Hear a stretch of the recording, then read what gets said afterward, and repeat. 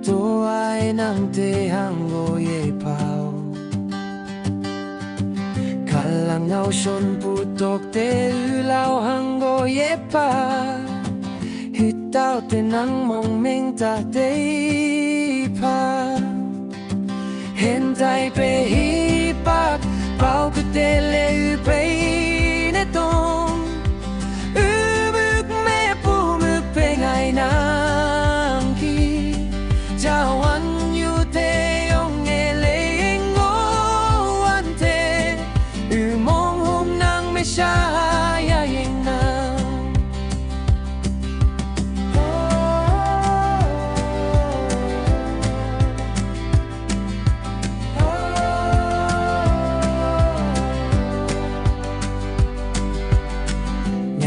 Nyaken punyo te mie ane tai apoi